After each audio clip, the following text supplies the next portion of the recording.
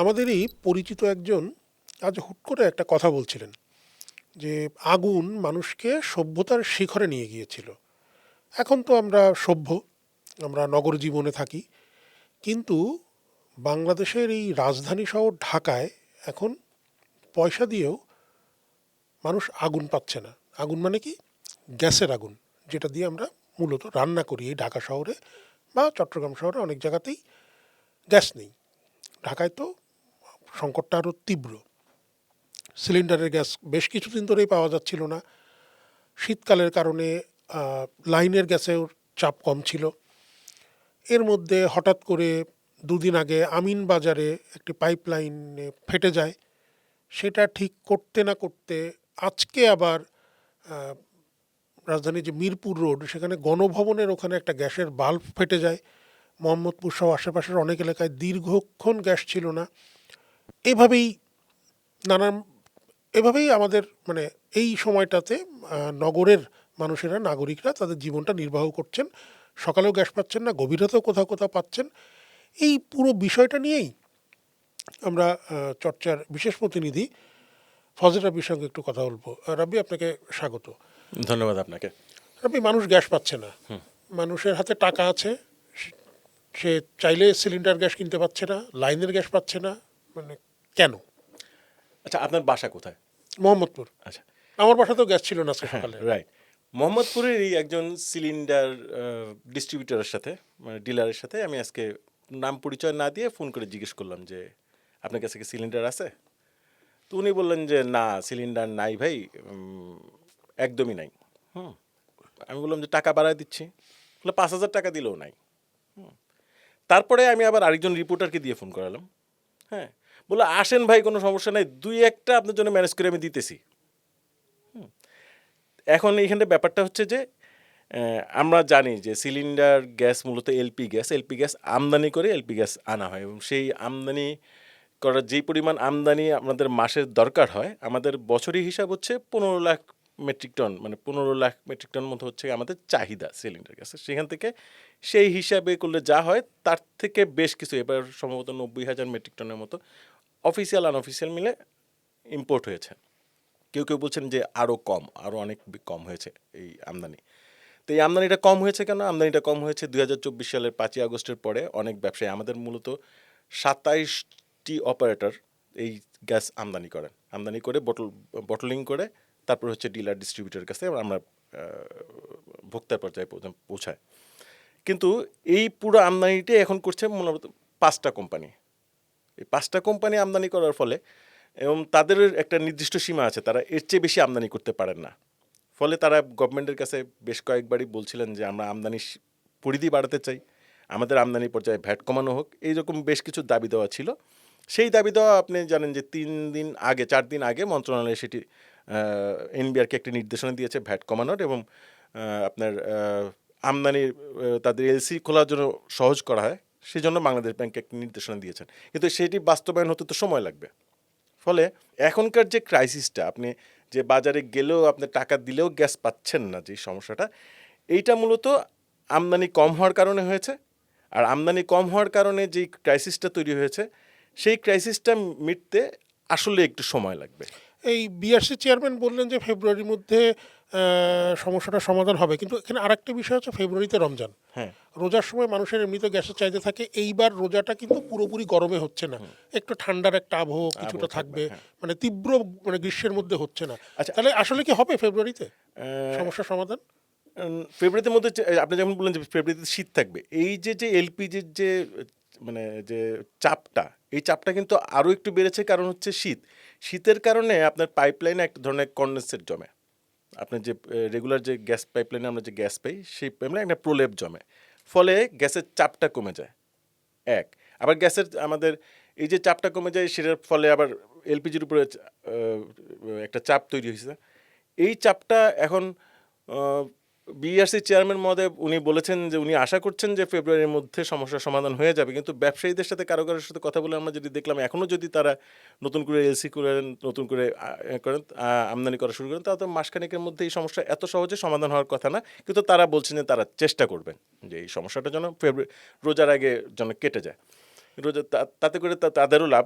তারা ব্যবসা করতে পারবে, কিন্তু কিন্তু মানে বাস্তবতা তা বলে না আসলে। ঢাকায় তো একটা সময়ের পর থেকে লাইনের গ্যাস আর সংযোগ নতুন করে দেওয়া হয়নি, তো একটা বিশাল সংখ্যক মানুষ সিলিন্ডার গ্যাসের উপরে সিলিন্ডার গ্যাস, রাইট, তারা নির্ভর করে। রাইট। কিন্তু যারা লাইনের গ্যাসের উপরে, এবার আমি, আমার বাসায় লাইনের গ্যাস আছে, আমি পরপর দুদিন এরকম হয়েছে গ্যাস পাইনি। আমাদের মোহাম্মদপুর থেকে শুরু করে আদাবর সেকের থেকে এই পুরো অঞ্চলটায় লাইনের গ্যাসের সমস্যাটা কি? একটা তো দুটো দুর্ঘটনা ঘটেছে, যেটা আমি শুরুতেই ওটা বললাম। তো সাময়িক, ওটা হ্যাঁ, সাময়িক।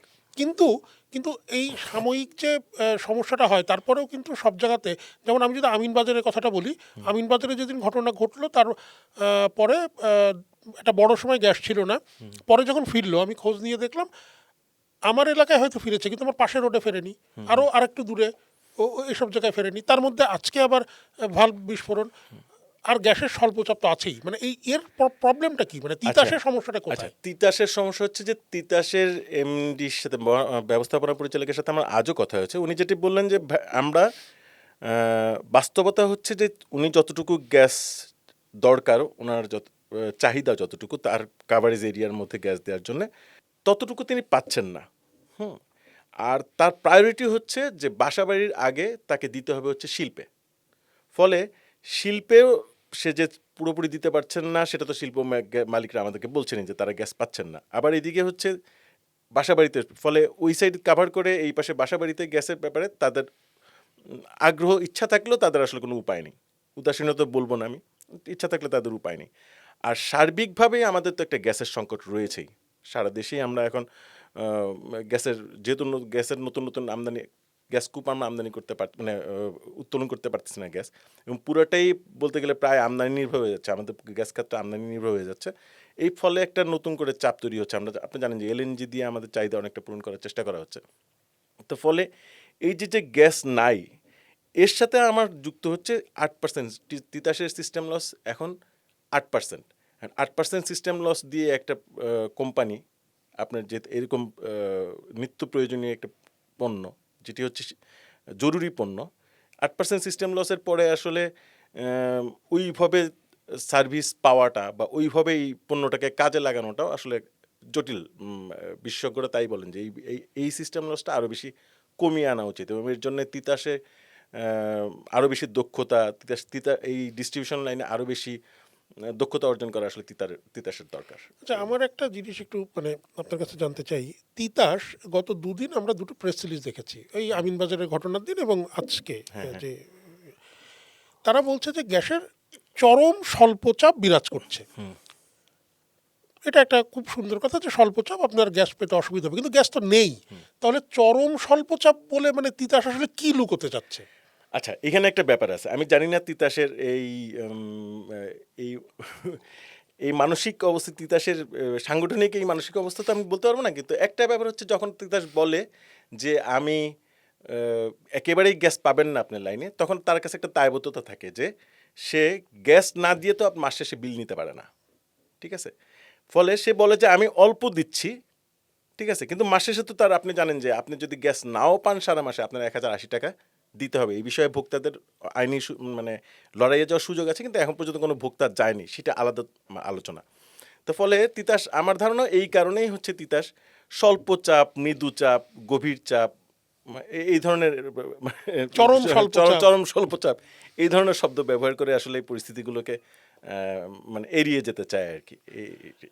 সংকট চলছে, সংকট নানানভাবেই নানান বিষয়েই আমাদের জীবনে থাকে, কিন্তু এখন যে সংকট চলছে, এই সংকট উত্তরণে আশার বাণী শোনাবে কে বা কিভাবে?